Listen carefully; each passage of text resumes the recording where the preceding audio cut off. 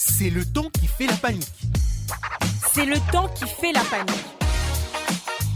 Une émission qui vous explique l'inflation des paroles dangereuses en RDC. Chaque jour, dans les médias et surtout les médias sociaux, nous constatons que la manière dont nous parlons entre nous crée de plus en plus de divergences. Et souvent, on ne réalise pas que nos paroles peuvent provoquer un sentiment de haine envers l'autre. C'est le temps qui fait la panique. Une émission de Bénévolencia en partenariat avec Radio Okapi. Bonjour à toutes et à tous et bienvenue dans C'est le ton qui fait la panique, votre magazine qui alerte sur les paroles dangereuses en République démocratique du Congo. Chaque semaine ici, nous analysons comment les mots, le langage façonnent notre réalité et influencent notre société. Je m'appelle Poli Mouzalia et j'ai le plaisir d'être accompagné de ma collègue Karine Topé.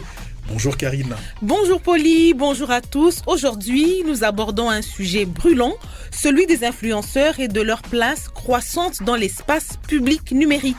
Que ce soit sur Instagram, sur YouTube, TikTok ou encore sur Facebook, ils rassemblent des milliers, voire des millions de personnes autour de leur contenu. Effectivement, Karine, mais ce pouvoir qu'offrent les réseaux sociaux s'accompagne également de grandes responsabilités.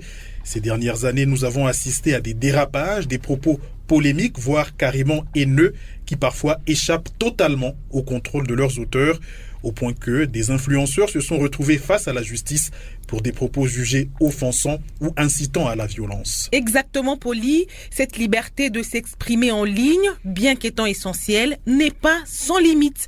Depuis l'année passée, un code du numérique a été mis en place dans notre pays pour définir les limites à ne pas franchir. Cependant, ce cadre légal n'est pas toujours bien connu ou compris par ceux qui s'expriment sur les plateformes digitales. Et c'est exactement cela qui fait débat aujourd'hui. Quelle est la responsabilité des influenceurs? Comment peuvent-ils s'exprimer sur les réseaux sociaux tout en respectant la loi et les droits des autres? Ces questions se posent alors que le cyberespace s'impose de plus en plus comme un cadre privilégié d'échange et de débat. Pour répondre à ces interrogations, nous avons le plaisir de recevoir un invité. Il s'agit de Christian Moleka, politologue et initiateur de la plateforme Politoscope qui analyse la cyberviolence verbale en République démocratique du Congo. Bonjour Christian Moleka. Bonjour Poli, bonjour également à Karine. Merci à vous d'avoir accepté notre invitation. Avant de commencer notre discussion, écoutons un premier extrait de notre feuilleton radiophonique. Cette scène se déroule dans le cadre d'un milieu universitaire avec des étudiants qui tiennent absolument à s'exprimer sur les réseaux sociaux. On écoute.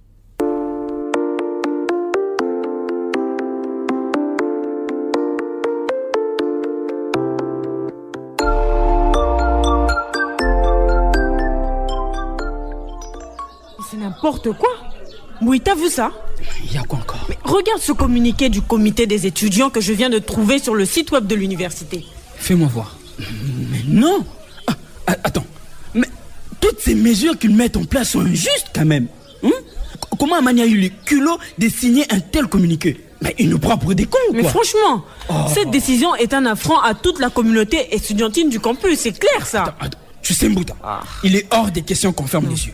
Ah bon? Oui. Ah bon? Et tu comptes faire quoi? Ou vous comptez faire quoi? Kitoko, rappelle-toi que nous ne sommes plus à l'époque où des décisions injustes pouvaient être prises sans être dénoncées. Ah oui. Mais seulement parce que nous n'avons pas de cadre d'expression. Vous cherchez Tout à toujours fait. des problèmes là où Tout il y a à fait. pas. Aujourd'hui, nous avons un outil extraordinaire.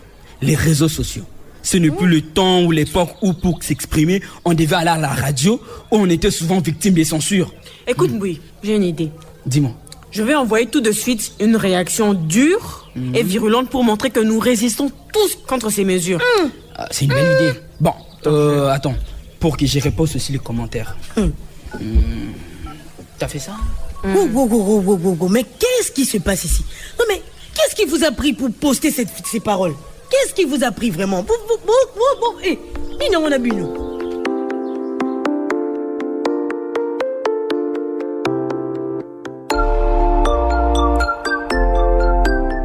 Je vais publier tout de suite une réaction dure et virulente pour montrer que nous résistons contre ces mesures, déclare l'un des étudiants dans cet extrait.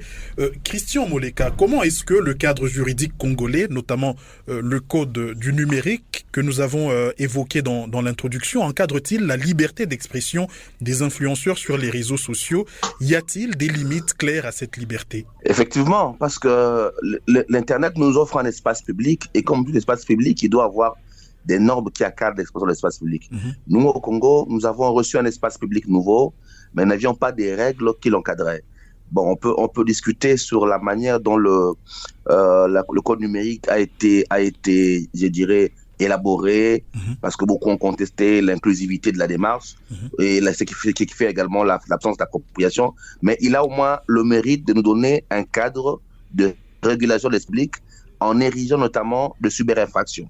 Il y a des infractions de notre code pénal qui n'étaient pas applicables dans le cyberespace. Et donc aujourd'hui, grâce au code numérique, nous avons des cyber-infractions qui font que lorsque vous portez atteinte par votre publication, par vos vidéos, vous pouvez être responsable des actes posés, alors qu'auparavant, nous n'avions pas cette capacité-là à limiter la production des infractions dans l'espace numérique. Mais concrètement, comment cela se traduit dans la vraie vie? Qu'est-ce qui change par rapport à l'époque où il n'y avait pas du tout de législation en cette matière?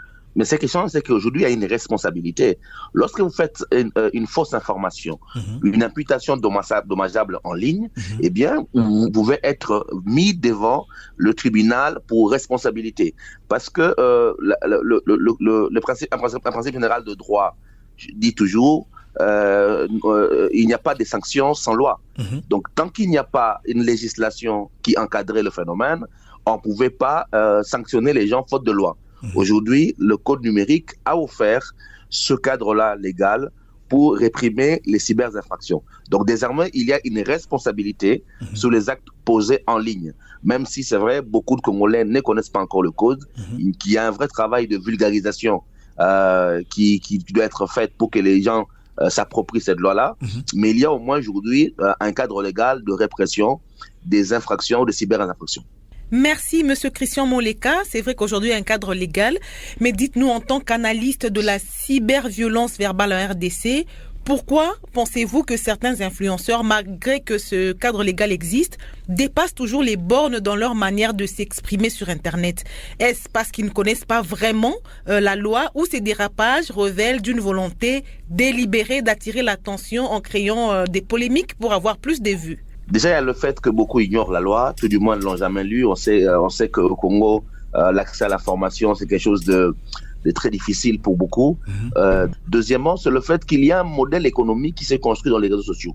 Au-delà du fait que c'est un cadre uniquement d'expression, mais c'est aussi un modèle économique de vie pour certains, à travers notamment les bad-clics. Parce que les espaces numériques monétisent les vues, monétisent les clics, monétisent les faits qu'on poste des contenus. Et donc, il y a une dimension commerciale derrière le vidéo. Il ne s'agit pas simplement de plaisir de regarder, les gens gagnent de l'argent derrière. Et maintenant qu'il y a un intérêt économique derrière, les personnes qui ont de l'intérêt économique parfois ne sont pas eux-mêmes dans l'autocensure, parce qu'ils veulent avoir une publication qui choque, qui attire et qui fait qu'on regarde le plus. Et les bad buzz, c'est ce fameux discours clash, polémique, qui va attirer l'attention. Même dans les contenus, parfois, on est en dehors des limites de l'acceptable. Et donc, on a à la fois ce modèle économique-là qui incite les gens à rechercher les vues, à rechercher la monétisation à travers les bad buzz. Mais on a également le fait que pendant très longtemps, l'espace n'était pas régulé et donc offrait une forme de cadre de libre accès pour tout le monde. Merci, Monsieur Christian. Mais puisqu'on parle aujourd'hui de monétisation, c'est devenu c'est une source de revenus pour ces créateurs de contenu, pour ces personnes qui ont des pages et qui drainent de millions de personnes et qui vont pratiquement dans la vie privée des gens. Qu'est-ce qu'il faut faire? La loi, elle existe, mais parfois, pour qu'on l'applique, elle prend du temps, ou alors il faut que les juges se saisissent du dossier. Qu'est-ce que vous suggérez à ceux qui sont blessés par les propos des TikTokers, de tous ces producteurs de contenu? Comment ils doivent procéder pour au moins avoir justice dans ce cas-là? Déjà, aujourd'hui, beaucoup de plateformes développent des mécanismes de signalement. C'est-à-dire que si vous avez subi des propos injurieux, haineux, il y a des mécanismes de signalement. Vous pouvez signaler le post. Ça, ce sont des mécanismes développés par toutes les plateformes, que ce soit Meta ou tout le reste. Vous pouvez signaler les posts et on peut bloquer un producteur, un utilisateur qui produit le discours de contenu jugé peu conforme aux normes. Deuxièmement, vous pouvez vous-même vous saisir le tribunal. Ça veut dire que vous avez la possibilité d'enregistrer et de documenter ces propos-là injurieux et aller en justice. Donc, si vous êtes une victime, vous pouvez signaler, vous pouvez également saisir les autorités.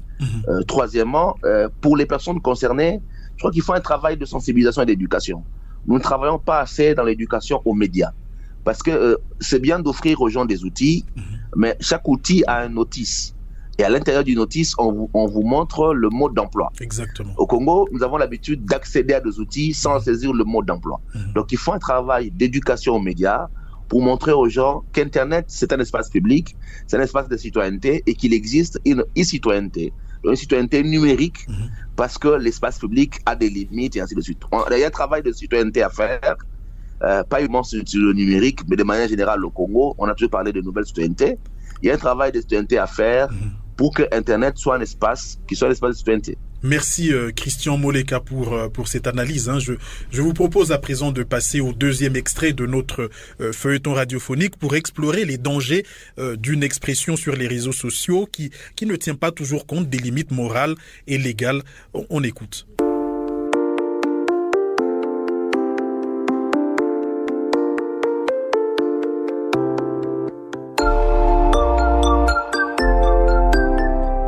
Mais regarde-moi ce message. Vous avez perdu la tête ou quoi, les amis? Comment pouvez-vous faire de telles réactions sur la page de l'université? Pourquoi et comment? Mais Kitoko, tu sais que c'est justement à cause des étudiants comme toi qui préfèrent avaler leur langue au lieu de dénoncer ce qui ne va pas, qu'il y aura toujours et encore des problèmes au campus. Je ne suis pas d'accord. C'est à cause des gens comme Je toi. ne suis pas d'accord avec vous. Exactement. Maintenant, avec les réseaux sociaux, nous avons une arme efficace pour nous défendre contre les grands de cette société. Comme les universités et les politiciens qui abusent souvent de leur pouvoir. Ah oui. Kitoko, tu sais, je comprends que tu aurais aimé faire le travail de dialoguer avec ces étudiants qui nous dirigent, mais malheureusement, ma chérie, cette approche n'a plus de valeur. Donc ça vous bienvenue au 21e siècle. Sur les réseaux sociaux, maintenant sur les réseaux sociaux, ce n'est que la confrontation et l'agression qui comptent. Oui, c'est ça. Tout le monde peut s'exprimer librement, sans demander d'autorisation à personne. Librement. Et vous pensez que tout cela vous donne le droit d'insulter les gens et d'inciter à la révolte, c'est ça? Bon, de toutes les façons, on est libre de dire ce qu'on pense. Exactement. Vraiment. Merci. Voilà. Vraiment.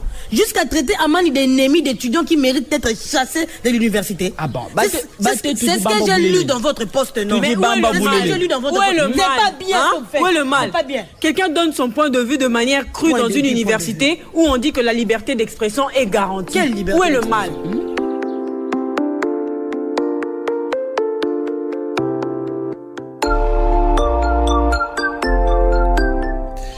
Et vous pensez que tout cela vous donne le droit d'insulter les gens ou d'inciter à la révolte? Demande l'un des étudiants dans le sketch précédent. Christian Moleka, quels sont les risques que courent les influenceurs lorsqu'ils franchissent justement la ligne rouge sur les plateformes digitales? Peut-on vraiment dire que les influenceurs sont conscients des répercussions des propos qu'ils tiennent sur la toile? Nous, au niveau du Politoscope, lorsqu'on a lancé le Politoscope, le tout premier numéro qu'on a réalisé, c'était « Que pensent les Congolais ?» Et nous avons essayé de démontrer que sur X notamment, ce qui mène les débats au Congo, qu'on appelle le gatekeeping, ce sont les médias et les influenceurs. Malheureusement, ce débat porté par les influenceurs sont des débats autour de développement personnel, questions de société, parfois leur propre commerce, ou de la mondialité, qu'il n'y a pas un débat de fond qui permet d'améliorer un peu le débat dans l'espace public. Nous avons donc des gens qui tirent le débat public, mais qui n'offrent pas un contenu de qualité. Et donc, le vrai problème qu'on a, c'est la qualité du débat qu'apportent les influenceurs. Est-ce que c'est conscient ou est-ce que c'est inconscient? Est-ce que c'est uniquement parce que les aspects de pipolisation, de stratification et de monétisation dominent? Je crois qu'il y a un travail de responsabilisation des influenceurs qu'il faudra faire pour qu'ils prennent conscience qu'ils ont un rôle à jouer dans le débat public. C'est le 1. De 2, mais qu'est-ce qu'ils risquent? Mais ils risquent de se retrouver devant la justice. Je crois qu'on a eu des cas récemment où on a senti de plus en plus, d'ailleurs on sent dans les discours des politiques, on l'a vu avec la rentrée judiciaire récemment, on l'a senti avec le président de la République, avec le ministre de la Justice, un accent mettre de plus en plus sur les réseaux sociaux. Et donc désormais, ils sont sous les viseurs des parquets, ils sont sous les viseurs de la justice, et donc très probablement on verra de plus en plus d'influenceurs aller répondre de leurs actes devant la justice. C'est une irresponsabilité. Auparavant, Internet donnait peut-être la garantie de l'anonymat ou de la déresponsabilité. Aujourd'hui, avec le code numérique, ce n'est plus le cas. C'est à eux de prendre conscience qu'ils sont justiciables et qu'ils sont tenus à mieux se comporter pour ne pas demain se retrouver devant un tribunal pour telle ou telle autre fin. Malgré les derniers développements que vous avez évoqués avec ces interpellations d'influenceurs au niveau de la justice, est-ce qu'ils arrivent à prendre conscience des risques qu'ils prennent à travers les propos qu'ils émettent en ligne? Bon, déjà, c'est difficile de parler d'eux comme une corporation parce que il n'y a pas à ce stade une forme de structure qui réunit les influenceurs. C'est une catégorisation que nous donnons à des personnes très diversifiées. D'ailleurs, quand on a fait le rapport, on a eu beaucoup de critiques parce qu'on a classé les influenceurs. Certaines personnes n'ont pas apprécié qu'on les classe dans le rang d'influenceurs parce que pris péjorativement. Maintenant, est-ce qu'ils ont une conscience des classes? C'est discutable. Mais est-ce que eux-mêmes prennent, les quelques-uns qui ont conscience, comprennent-ils que ils ont ce rôle-là? C'est difficile parce qu'au niveau du Politoscope, on n'a pas fait un travail d'enquête ou d'interview pour élever leur point de vue, mais on peut simplement constater qu'après les dernières arrestations, il y a eu un groupe de influenceurs qui ont décidé de mettre en place une forme de collectif d'influenceurs pour éduquer leurs membres ou leurs confrères ou leurs consoeurs à mieux interagir sur Internet. Le fait qu'eux-mêmes commencent à développer une forme de syndicat, ou tout du moins de plateformes qui les réunissent, c'est dire qu'ils ont commencé à comprendre un peu les risques qu'ils ont aujourd'hui en utilisant Internet également. Merci Monsieur Christian Moleka, mais en restant toujours sur cette lancée-là, peut-on dire aujourd'hui que les algorithmes des réseaux sociaux ont tendance à inciter les utilisateurs des réseaux sociaux à produire des contenus de plus en plus clivants, polarisants, pour toucher des audiences de plus en plus larges, au risque de violer la loi et d'être inquiétés par la justice? C'est une question qui revient de plus en plus parce que on a comme le sentiment que la viralité et l'agressivité de la circulation de l'information est liée également au degré d'agressivité du message. Donc plus on a un message plus agressif, plus clivant, plus sa viralité prend plus de vitesse qu'un message moins clivant, moins agressif. Est-ce qu'il y a derrière manifestement un travail d'algorithme qui est fait pour mettre cela en avant? C'est un débat qui circule. Pour l'instant, on n'a pas encore des certitudes quant à ça, mais c'est un débat qui circule. Mais quel est votre point de vue à ce sujet? Quand on regarde le type de contenus qui sont mis en avant par les algorithmes, est-ce que c'est une manière d'inciter les gens à être de plus en plus transgressifs, de plus en plus violents, de plus en plus clivants, Monsieur Moleka? C'est une question difficile, complexe. On ne peut pas se baser sur un oui et un non, mais on constate simplement que ceux qui mettent en place les plateformes ont également une dimension économique derrière, c'est-à-dire la viralité, le partage, la circulation de l'information. C'est également bénéfique pour la viabilité de leur réseau. Et donc, est-ce qu'il y a de la plateforme ou de leur réseau, est-ce qu'il y a de manière consciente une volonté de soutenir tout ce qui renforce la viralité, la circulation de l'information? C'est un débat qui circule encore. Personnellement, je ne veux pas tomber dans ça, mais je constate simplement que l'Internet n'est que le reflet de la société dans laquelle vous êtes en train de vivre. Une société qui devient de plus en plus violente, qui devient de plus en plus clivante, qui n'est plus ouverte à la contradiction, avec la poussée des extrêmes, extrême droite, discours extrémistes, discours de haine. L'Internet ne sera que le reflet, la projection comme miroir de la société dans laquelle nous vivons, qui banalise la violence, qui banalise le discours de haine, qui banalise les discours excessifs, qui prend plaisir à mettre en lumière l'excessif qui est les bonnes choses. Je crois que c'est un problème d'abord de société qui se projette sur Internet et que probablement les algorithmes ont un peu plus appuyé ces problèmes de société-là. Merci encore une fois, Christian Moleka, pour cette analyse. Nous cheminons petit à petit vers la fin de cette émission. Mais avant de chuter, je vous propose d'écouter un troisième et dernier extrait de notre feuilleton radiophonique. Nous allons cette fois-ci explorer la possibilité de s'exprimer librement sur les réseaux sociaux tout en respectant la loi. On écoute.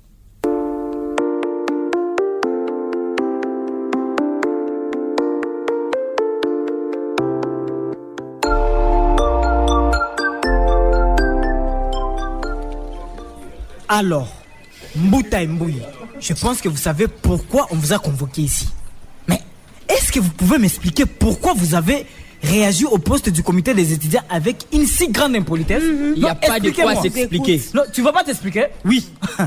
Vous nous convoquez dans ces bureaux uniquement parce que nous avons dit la vérité. Et puis c'est injuste, c'est inacceptable, Amani. C'est inacceptable de nous brutaliser au point de déchirer ma chemise. Ma chemise, s'il vous plaît. Juste parce que j'ai exprimé mon point de vue. On est où là? Quoi? Non, attends, vous vous obstinez? Non, mon apping avait mis qu'on a rambir. Est-ce que vous savez que je peux vous faire subir des sanctions lourdes parce que vous avez osé me manquer du respect en tant que président du comité des étudiants? Est-ce que mon Tu auras prouvé que vous, avec votre fameux comité, vous formez une nouvelle dictature qui veut absolument enterrer la vérité. Non mais non. Et tout est clair.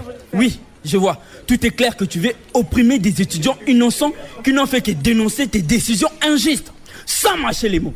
Je suis désolé. Je constate que la vérité fâche ici. Oui, s'il vous plaît. Je ne trouve pas que vous êtes quand même allé trop loin dans vos propos en proférant de telles bêtises qui nuisent à l'image d'Amani. Mets-toi à sa place. N'exagère pas toi aussi. Mets-toi à sa place. N'exagère pas. Toi, il y a quoi? Qu'avons-nous dit de grave à part manifester notre indignation? Je ne vois pas en fait. Qu'est-ce qu'on a fait? Est-ce que vous savez différencier le fait de faire valoir sa liberté d'expression en respectant la dignité d'autrui et relayer le propos de haine et dégradant sur les réseaux sociaux? Est-ce que vous savez faire cette différence-là? Non. Non mais alors, écoutez-moi. Les gars, voici ma décision. Vous devrez être suspendu à l'immédiat pour le propos que vous avez tenu. Vous êtes suspendu. D'ailleurs, cette décision aidera d'autres étudiants qui utilisent les réseaux sociaux à tort de bien distinguer la liberté d'expression ou libertinage d'expression. Mais non, s'il vous plaît. Non, mais vous êtes suspendu. Ne me dites pas que vous allez nous suspendre quand même. Ma décision est irrévocable. Mais tu aurais dû y penser. J'aurais dû y penser, mais tu vois pas que ça va nous pénaliser. Tu aurais dû y penser avant, madame. Désolée. Bon. Tout de même, Amani, je pense qu'il faut aussi une réglementation claire pour que nous tous sachions exactement quelle est la limite de ces réseaux sociaux.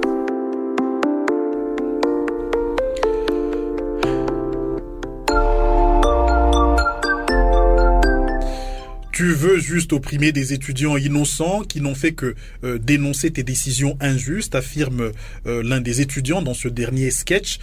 Christian Moleka, peut-on dire que les actions de plus en plus fréquentes de la justice contre des influenceurs accusés d'avoir tenu des propos jugés contraires à la loi constituent une nouvelle manière de réprimer les opinions divergentes ou carrément d'étouffer la liberté d'expression? Il y a à la fois une volonté de réguler l'espace qui devient un peu une forme de no-man's land au Congo, où on peut se réveiller du jour au lendemain, porter atteinte à une personne, à sa dignité, à son image, sans responsabilité. C'est chaque jour qu'on voit des gens qui sont postés, les vidéos parfois dégradantes des personnes qui sont postées, et par les agents publics et par les citoyens. Et donc il y a une nécessité à un moment donné de mettre de l'ordre. Après, Internet reste un espace de grande démocratie et donc un espace de conquête comme le média naturel traditionnel, la presse. Et donc dans une démocratie, il faut également savoir protéger cet espace pour qu'on n'assiste pas à une forme de limitation de la pensée. Comment trouver l'équilibre entre garder l'espace public d'opinion et réguler et mettre de l'ordre. C'est l'équilibre, je dirais, complexe que nous avons dans nos jeunes démocraties entre le respect des lois, mais également le respect de liberté. Merci, Monsieur Christian Moleka. Mais au-delà des sanctions prévues par la loi, quelles sont, selon vous, les solutions pour prévenir les dérapages sur les plateformes digitales, tout en préservant la liberté d'expression? Pour moi, le grand défi, c'est l'éducation. Il faut un vrai travail d'éducation aux médias. Et malheureusement, au Congo, c'est un travail qui ne se fait pas. Il y a une responsabilité lorsqu'on est en ligne, mais cette responsabilité-là doit être enseignée.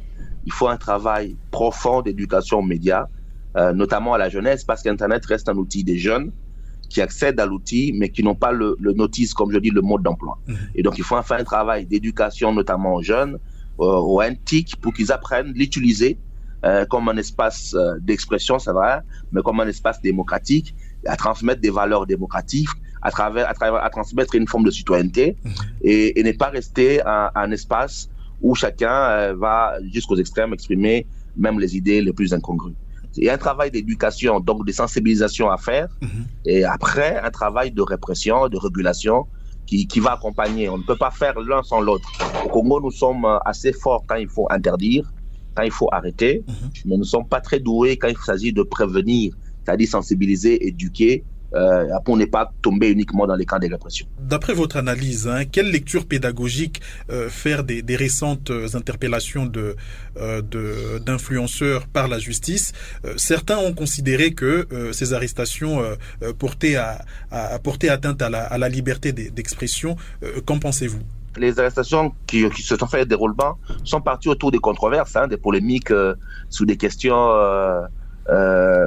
je dirais même discutable. Vous prenez l'affaire Maria Toumba, sa polémique avec le pasteur Walesa, puis avec un journaliste très connu, le Sango.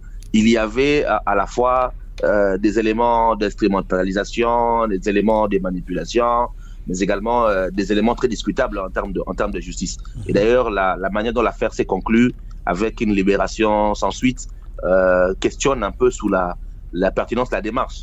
Donc, il y a ces questions spectaculaires qui sortent de vue, mais il y a d'autres questions qu'on n'évoque pas.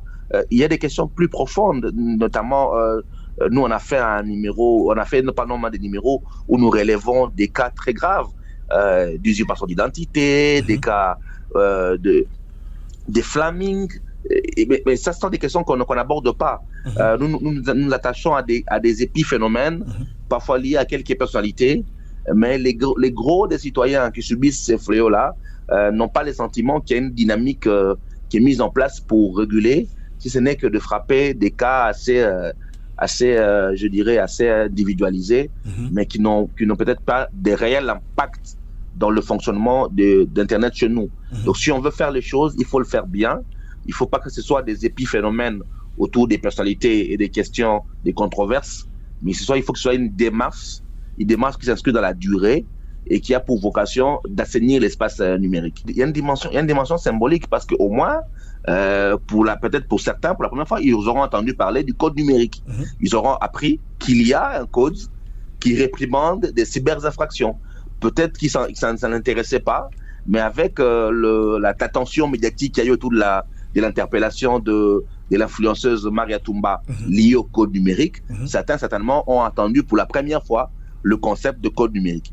Donc c'est symboliquement important parce que ça pourra pousser certains à s'intéresser à ce que dit le code, quelles sont les choses qu'il ne faut pas faire, et que ça pourra réduire peut-être probablement certains dérapages dans l'avenir.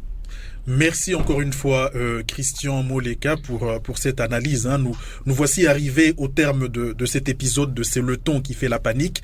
Aujourd'hui, nous avons plongé au cœur d'un sujet délicat qui explore le pouvoir de plus en plus croissant des influenceurs et des limites que leur impose notamment la loi ou même la morale, Karine. Oui, Polly, nous avons vu à quel point l'influence peut être une arme à double tranchant. D'un côté, elle permet de rassembler, de sensibiliser et même de provoquer des changements positifs, mais d'un autre côté, elle peut, lorsqu'elle est mal utilisée, devenir destructrice. Nous espérons que cet épisode nous a permis de mieux comprendre les limites qui encadrent la liberté d'expression des influenceurs sur Internet. Merci encore à nos invités pour leurs éclairages et à vous, chers auditeurs et auditrices, pour votre fidélité. Vous écoutiez C'est le ton qui fait la panique, un magazine proposé par l'ONG La Benevolencia en partenariat avec Radio Okapi. Nous vous donnons rendez-vous la semaine prochaine pour un nouveau numéro, vendredi prochain à 8h30. N'oubliez pas que vous pouvez retrouver cette émission en rediffusion samedi à 11h05 et à 19h05 sur Radio Okapi ou à tout moment sur notre site web www.radiocapi.net et sur www.abarirdc.net. En attendant, n'hésitez pas à partager vos réactions, questions ou commentaires sur nos réseaux sociaux. Merci encore une fois de nous avoir suivis et à très bientôt. C'est le temps qui fait la panique. Une émission de Bénévolencia en partenariat avec Radio Capi.